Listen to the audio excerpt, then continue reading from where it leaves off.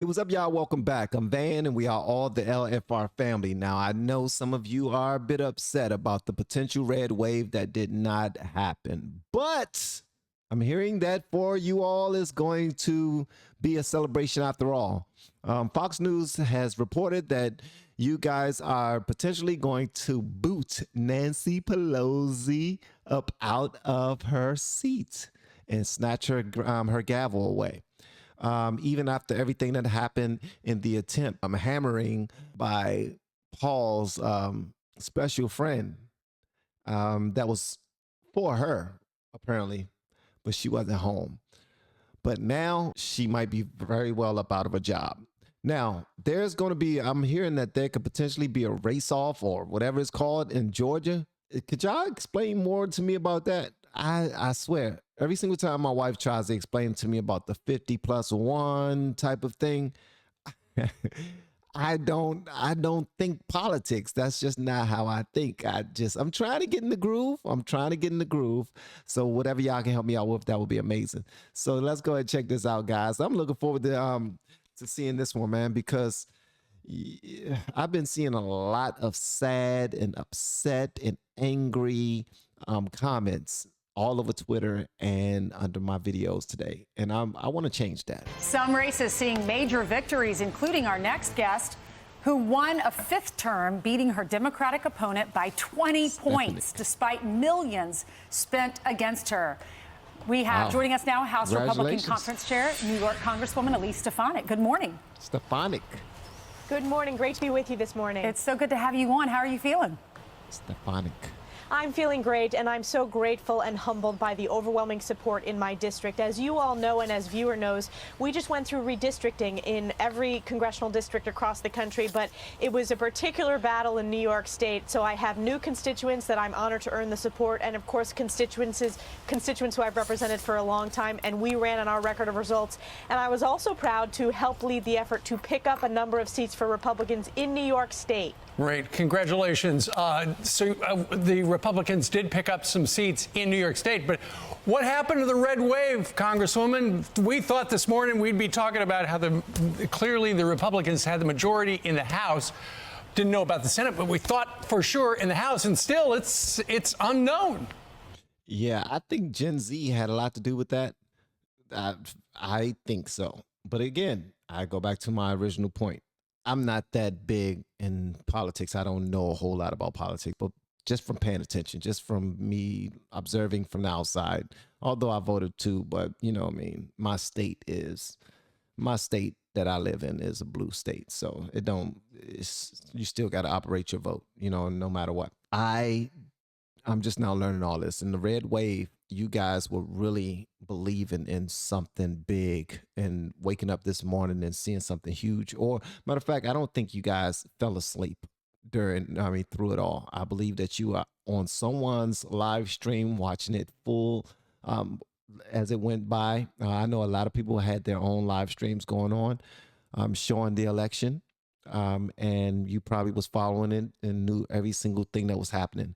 But I think something that happened too was people was running as independents and taking votes away from the main two people. I really don't understand that. I get it. You have a right to vote. You know no one's going to vote for you. Not enough for you to win. But you're being an interrupter. I really don't get that. Because somebody please let me know what that's about. Because I don't get I get it. Everybody want to throw their hat in the ring to run for something. But I don't get these independent people who were running, knowing very well that they were going to take a lot of seats. I mean, a lot of votes away. Like in Georgia right now, I think that race will be decided right now had it not been a third person running who received like 2.5% of the votes or something like that. So y'all feel free to school me on whatever information y'all want me to know on that. Well, Steve, as we're looking at some of these races, we feel confident that we're going to win the House, and we will fire Nancy Pelosi, and there will be a Republican majority, and that's really important. That She said, we will fire Nancy Pelosi. We're going to get her up out of here. Was my top priority as the House Republican Conference chair. And look, we're going to win the majority in New York State alone. If you look at the 4 seats we picked up on election night, firing Sean Patrick Maloney, a Democrat in leadership, Mike Lawler, of course, won that seat in the lower Hudson Valley. We picked up 2 in the Hudson Valley, 2 on Long Island. Wow. Anthony D'Esposito, former NYPD officer, was a pickup. George Santos was also a pickup. And then we have races like the Connecticut race with our amazing candidate, George Logan. We think that goes our way as well. So you can build the majority just out of our inroads in the Northeast. And there's positive news across this country. We elected more Republican women, which that number is going to grow in the next Congress, which I have been very focused on in recruiting and supporting those women. In Florida, we picked up 4 seats. And of course, our top of the ticket did very well. And we flipped Miami-Dade County, which is really important and shows the inroads we're making among Hispanics. So let's wait until these races are called, but we will win the majority. Thanks. Oh, wait. Did she say Miami-Dade County voted Republican? No, that had to be a mix-up. I don't think that came out properly. I think that, what? Miami-Dade County? No, nah, she didn't say that. I don't think she said that. Let's hit us back again. And supporting those women. In Florida, we picked up 4 seats. And of course, our top of the ticket did very well. And we flipped Miami-Dade County. She sure enough did say that. Oh my gracious. That's like the blackest area in Florida. If I'm not mistaken, Dade County is now Republican. DeSantis must be doing something right over there. Yeah, he must be doing something right. Or Chris is doing something wrong.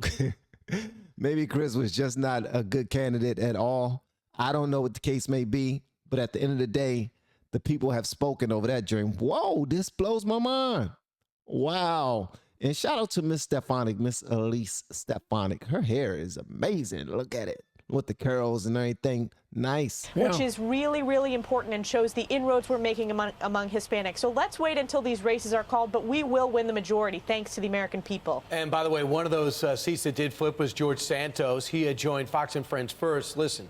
I kept the entire race about the people. I kept it about the issues that were hurting Americans here in the 3rd District, whether it's inflation, whether it's crime, whether it's the high cost of energy and education for our kids. That's what my campaign was all about. While my opponent spent his entire campaign smearing me, when you run a campaign and you don't offer real ideas or solutions to the problems at hand, you can't win. And, you know, part of the reason I think Long Island is so drastically different from, and Staten Island and upstate, so drastically different from Manhattan. But Manhattan carried the day in New York. Elise, are you running to keep that leadership position among the caucus now that you're in the majority? I am running for re-election as House Republican Conference Chair. We have been disciplined in our message, and we successfully prosecuted the case against Joe Biden's multiple crises. We won, if you talk to voters, on the issue of inflation, and we have to stop that reckless spending. We need to do strong work to secure the border. We need to support our law enforcement. And I'm the only member of leadership who's flipped a district. People forget my district voted twice for Obama, and we now win historic Republican victories. So we have to deliver for the American people, and I'm committed to doing that. Wow, her district voted twice for Barack Obama, but then they voted red. So in some places it was a red wave. Yeah, just not everywhere that y'all thought it would be. Y'all thought it was going to be far and wide, every single place. Probably not everywhere, but it was probably some huge names that you thought would win easily. I'm thinking that Dr. Oz beating that gentleman. What's his name? Dang it, I just now said it. Is it Fetterman? It might not be Fetterman. I got to look it up again. Dang it. But that gentleman, the one who had a horrible debate. And speaking of horrible debates, the young lady that had no debate, the one who was ducking debates, is winning over Kari Lake. Someone please answer that one right there. Katie Hobbs should not be winning over Kari Lake, but that's just me. But, you know, shout out to Miss Stefanik, Elise Stefanik. You killed it, for real. Excellent job. All right. So wants to be chair of the House Republican Conference again and not considering a run for House Majority Whip. That was in the press. And she's predicting a win for Republicans. Elise, thank you very much for joining us live.